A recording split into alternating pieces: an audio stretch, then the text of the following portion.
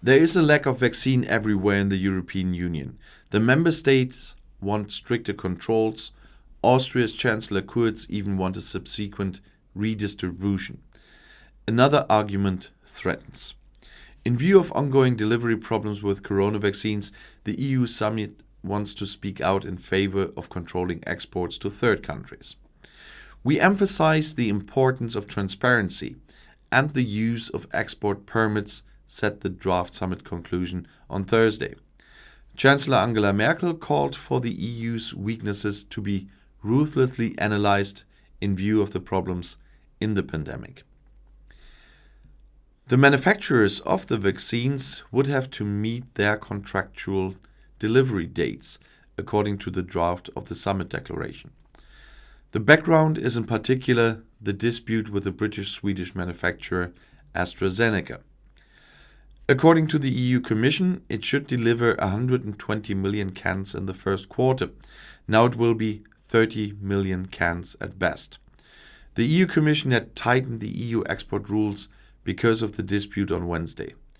Export bans are now possible if a target country produces vaccine itself but does not export it, or if its population has already been largely vaccinated.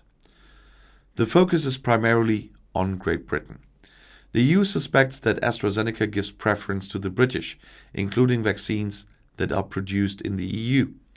According to the EU Commission, 21 million cans have been delivered to the UK so far. In total, the EU exported 77 million cans.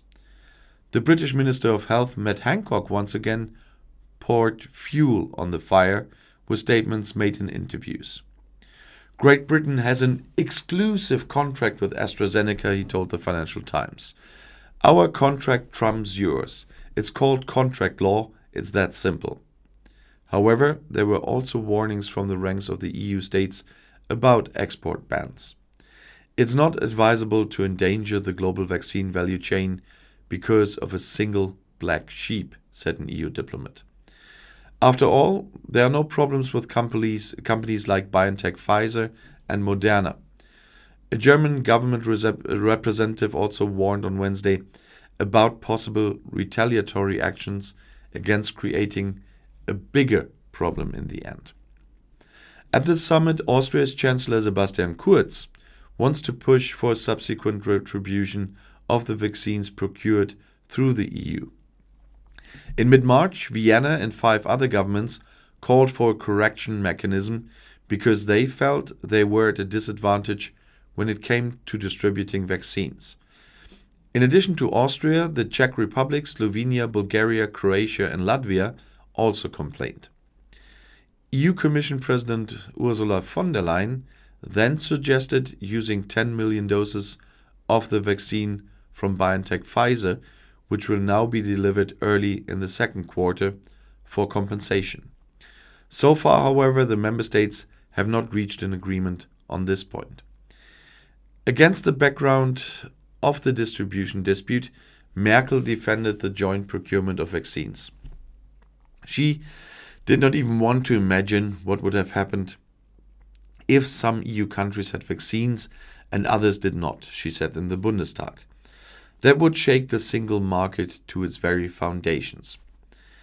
According to a study by credit insurer Euler Hermes, the EU is now 7 weeks behind its own vaccination targets, and the delay is getting worse. A month ago it was 5 weeks. If it's not compensated for, it could cost the European economy almost 123 billion euros in 2021. But there is not much to do about this. If the companies don't all fulfill their contracts, and in case of AstraZeneca, more than half of the doses is missing. And we're talking of hundreds of millions of doses. And if they don't keep that up, it's impossible for the countries to vaccinate as fast as they wanted.